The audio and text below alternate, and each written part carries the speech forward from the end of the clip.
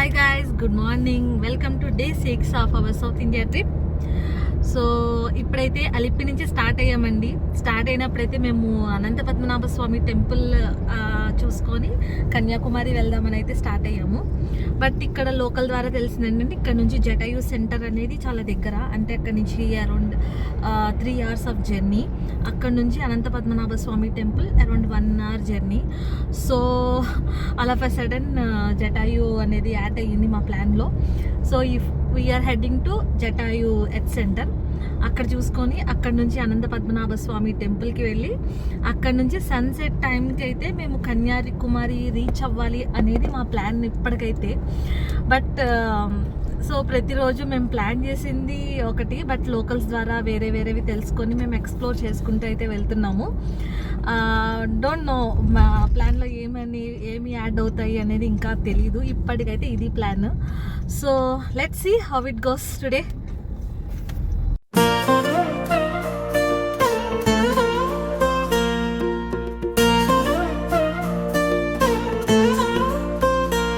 Jatayu reach అయిపోయామండి. అల్పూజా దగ్గర నుంచి అరౌండ్ 3 hours మనకి రైడ్ అయితే పట్టింది.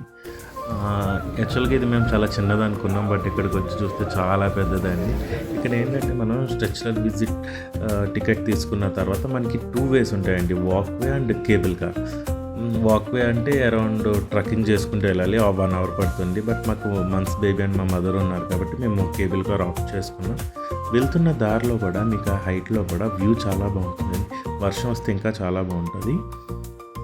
దీని కాస్ట్ వచ్చి మాకు పర్ హెడ్ అరౌండ్ 580 rupees పడింది. సీనియర్ సిటిజన్కి అయితే 5% ఆఫ్ ఉంది. అండ్ ఇక్కడ నుంచి రైడ్ అయితే మనకి 5 minutes రైడ్ ఉంటుందండి. బట్ వ్యూని కూడా చాలా బాగా ఎంజాయ్ చేస్తారు మీరు.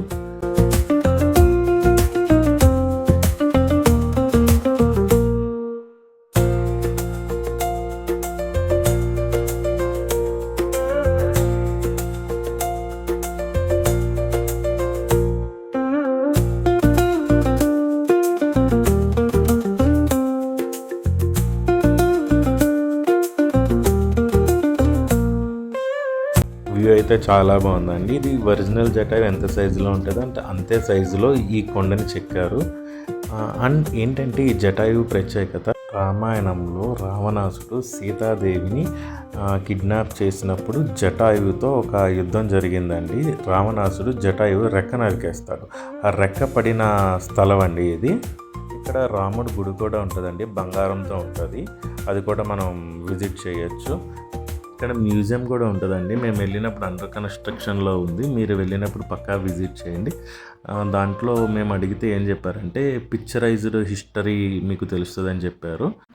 ఇక్కడ వ్యూ పాయింట్ కూడా ఉంటుందండి, చాలా బాగుంటుంది. అండ్ ఇక్కడ ఫొటోస్ తీసుకోవడానికి ఒక సెపరేట్ ప్లేసే ఉంటుంది లెఫ్ట్ సైడ్లో, మీకు ఇప్పుడు చూస్తారు.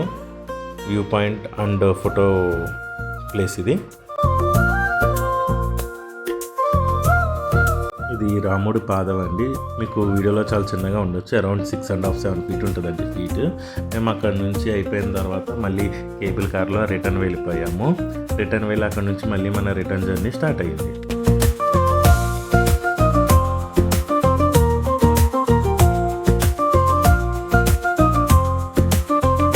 ఇప్పుడు టైం 4:30 అవుతుందండి. మేమైతే తిరువనంతపురం రీచ్ అయ్యాము. యాక్చువల్లీ టెంపుల్ ఈవినింగ్ 4:30 నుంచి 7 వరకు ఓపెన్ ఉంటుంది. సో ఇప్పుడు మేము దర్శనం చేసుకొని ఇక్కడ నుంచి మేమైతే కన్యాకుమారి ప్లాన్ చేస్తున్నాము.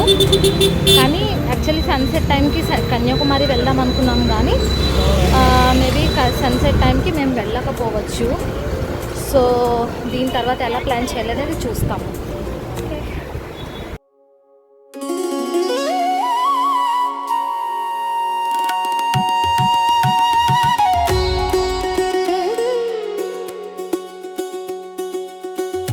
టెంపుల్కి మొత్తం 4 ఎంట్రన్స్ ఉంటాయండి. మేము వెళ్ళింది నార్త్ గేటు. మేజర్ ఏంటంటే ఈ టెంపుల్లోకి మనం మొబైల్ ఫోన్సే కాదు, స్మార్ట్ వాచెస్ కానీ ఏది ఎలా ఉండదు. ఇక్కడ కౌంటర్స్ ఉంటాయండి. కౌంటర్స్లో మన వాచెస్ కానీ వాలెట్స్ కానీ అన్ని హ్యాండ్ ఓవర్ చేసుకుని వెళ్ళచ్చు. మేజర్ ఏంటంటే ఇక్కడ డ్రెస్ కోడ్ ఉంటుంది. మగవాళ్ళకైతే మస్ట్ అండ్ షుడ్ ఉండాలండి. లేడీస్కి అయితే ఇండియన్ ట్రెడిషన్ చీర ఉండాలి, లేదంటే పరికిణీ జాకెట్ ఉండాలండి. పంజాబీ డ్రెస్ వేసుకుంటే కింద పంచ లుంగిలా కట్టుకోవాలి.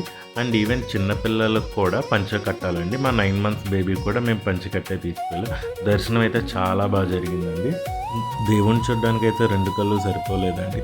ఈవెన్ బయట గోపురం చూడడానికి కూడా ఎంత అందంగా ఉందో, సన్సెట్ వ్యూ కూడా చాలా అందంగా ఉందండి. చాలా ఎంజాయ్ చేయొచ్చు మనం అయితే.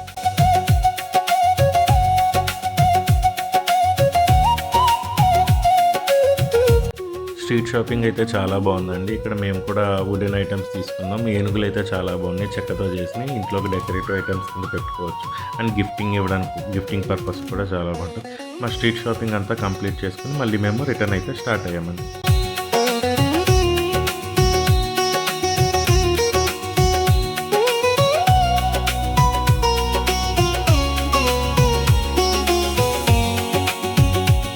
హాయ్ గైస్, సో ఈరోజైతే మేము కన్యాకుమారి సన్సెట్ మిస్ అయ్యాము.